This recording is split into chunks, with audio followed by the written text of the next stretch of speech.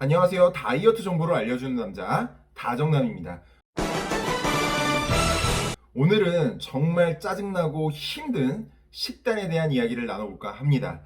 운동보다도 힘들고 사실 지속하기가 제일 힘든 것들 중에 하나가 바로 식단이죠. 그리고 다이어트 성공을 위해서는 다이어트 식단 관리가 가장 많은 부분을 차지하기도 합니다. 식단 관리를 어떻게 해야 될지 모르는 분들을 위해서 제가 오늘 잘 정리해 드릴 테니까요. 참고해서 성공하는 다이어트 되시길 바라겠습니다. 우선 다이어트 식단을 관리하는 데 있어서 가장 중요한 핵심이 뭐냐면 양질의 식단입니다. 말뜻처럼 얼마만큼을 먹느냐도 중요하고 어떤 구성으로 먹느냐에 따라서 다이어트의 성공 여부는 달라지게 됩니다. 사실 양질의 식단을 갖추기 위해서는 많은 정보와 지식들이 필요한데 이것보다 더 우선적으로 진행해야 될 게 바로 식단을 대하는 자세입니다.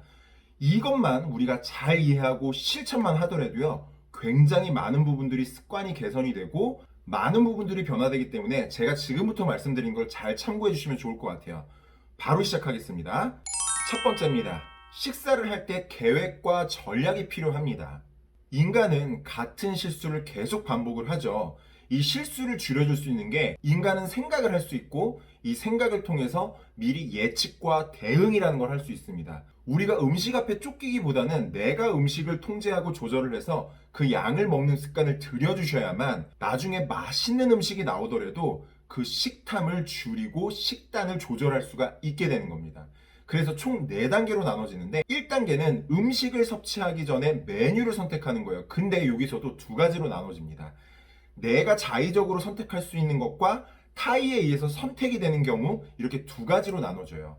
자의로 선택할 때는 당연히 내가 건강하고 다이어트에 도움이 될 수 있는 메뉴를 선택하는 게 가장 좋고요. 회사 생활로 인해서 타인에 의해서 메뉴가 선정이 될 경우에는 미리 그 메뉴를 어떻게 먹을지를 예상을 하고 예측을 하고 있어야 돼요. 그리고 그 음식점에 나한테 도움이 되는 메뉴가 있을까라는 것을 미리 서치를 하거나 확인을 해보는 것도 아주 좋은 방법이 될 수가 있습니다. 이렇게 메뉴가 선정이 되고 나면 2번째, 식사 전에 먹기 직전에 계획을 세우셔야 돼요.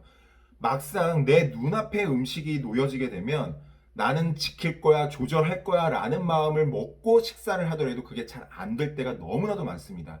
그래서 식사를 하기 전에 미리 덜어낸다든지 아니면 숟가락 대신에 젓가락을 활용한다든지 아니면 먹는 순서를 미리 짜놓고 그 순서대로 먹는다든지 사실 식사는 그렐린이라는 호르몬과 렙틴이라는 호르몬의 이야기를 빼놓을 수가 없습니다.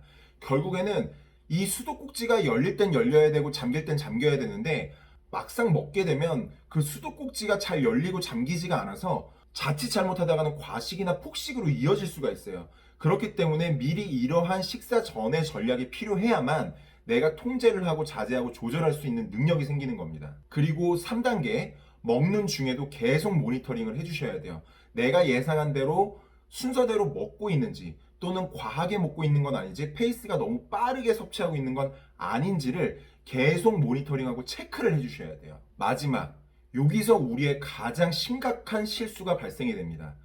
식사를 끝마치면 끝마쳐야 되는데 식사배 따로 있고 디저트배 따로 있죠. 식사 후에도 반드시 디저트 관리를 잘 해주셔야 됩니다. 우리는 가끔 식사를 너무 성공적으로 잘 마치고 나서 식사보다 더 심각한 디저트를 먹을 때가 많습니다. 달달한 커피라든지 또는 빵이라든지 또는 마카롱과 같은 단 것들을 먹게 되는데 이렇게 되면 운동을 정말 많이 하는 상급자의 경우에도 치명적일 수밖에 없습니다. 그래서 반드시 식사 후에 간식을 멀리하는 습관을 들이는 것도 아주 좋은 방법이 될 수가 있습니다. 2번째입니다. 앞서 말씀드렸던 것처럼 이렇게 전략을 통해서 잘 관리가 되면 너무 좋겠지만 그렇지 못할 때도 있죠. 자기 합리화를 통해서 졌지만 잘 싸웠어. 나는 더 먹을 수 있었는데 이 정도로 먹은 거를 만족해. 오늘부터, 아니 내일부터, 아니 다음 주부터 다이어트 하지 뭐. 이렇게 합리화를 할 때가 있는데 이럴 때 사용을 하는 게 바로 총량의 법칙입니다. 저는 솔직히 시간 제한 다이어트, 간헐적 단식 또는 1일 1식을 적극적으로 추천하는 그러한 코치는 아닙니다. 하지만 이럴 때 총량의 법칙을 활용을 해서 이 시간 제한 다이어트나 간헐적 단식 또는 1일 1식을 적극적으로 활용하면 많은 도움을 줄 수가 있습니다. 요즘 현대인들은 사실 세 끼를 먹는 게 너무 과잉된 식단이다 라고 이야기를 할 정도예요. 1.5끼니 식단이 가장 적합하다라고 생각을 하고요. 운동을 할 경우에는 약 2끼 정도의 식단이 가장 적합하다라고 판단이 되는데, 내가 양을 조절하지 못해서 폭식을 하거나 과식을 했을 경우엔 이걸 이때 이런 식으로 활용을 해주는 거예요. 우리는 보통 식사 주기를 하루에 3끼니를 먹는 것으로 주기화가 되어 있습니다. 자, 이럴 때 변칙적으로 활용을 해주시면 돼요. 아침에는 아이 생일, 점심에는 어버이날이라서 어쩔 수 없었고, 저녁에는 중요한 모임이 있어서 하루 3끼를 과잉시켜서 먹었어요. 그러면은 이틀로 총 합의 양을 따져보면 됩니다. 하루에 이틀 동안 내가 먹어야 되는 권장 섭취량이 4,000칼로리인데, 하루 만에 내가 4,000칼로리를 다 섭취했으면 이틀 동안의 4,000칼로리를 맞추기 위해서 그 다음날에는 공복을 해주는 것은 아주 이롭다라고 볼 수가 있고요.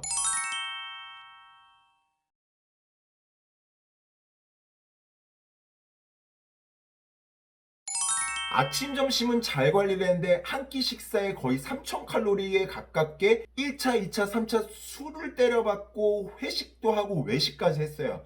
이럴 때에는 이날을 아침이라는 기준을 두고 그 다음날 아침, 점심까지 굶거나 소식을 해서 그 다음날 저녁 때 다이어트 식단으로 구성을 해주시면 이렇게 좋은 패턴과 루틴이 만들어진다라는 얘기입니다.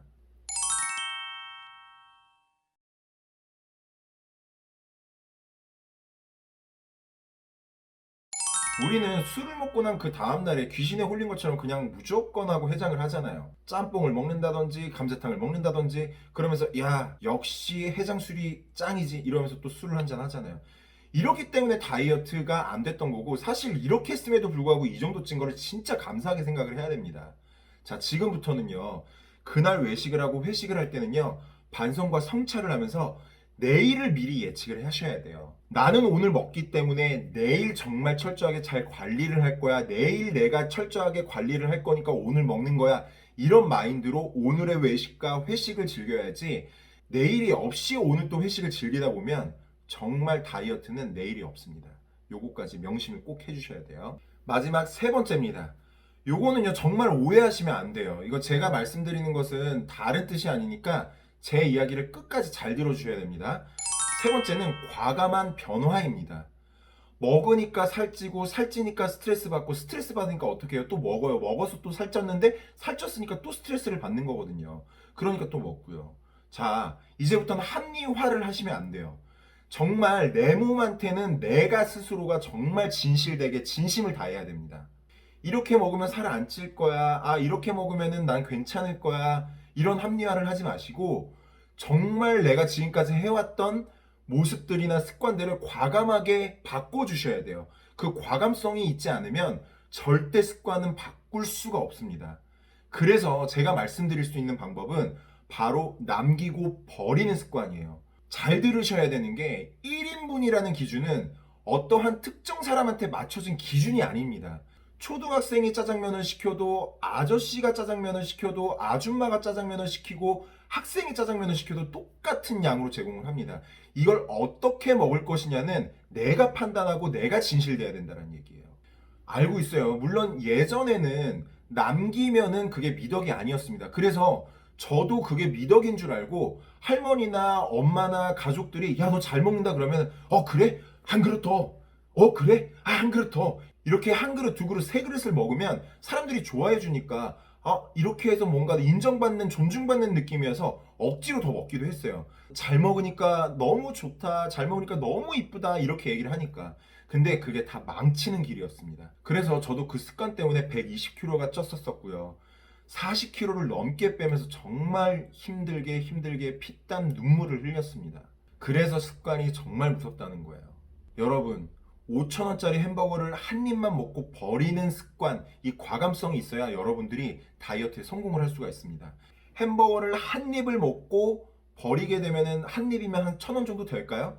나머지 4,000원이 아깝다고 해서 버리지 못하고 그걸 다 먹는 순간 결국에는 또 그걸 빼기 위해서 40만 원의 PT 비용을 지불을 하게 될 거고, 40시간 동안 유산소를 뛰어야 될 거고, 4년 동안 습관을 못 만들어서 자존감이 떨어지고 또 다이어트에 실패를 하고 말 겁니다.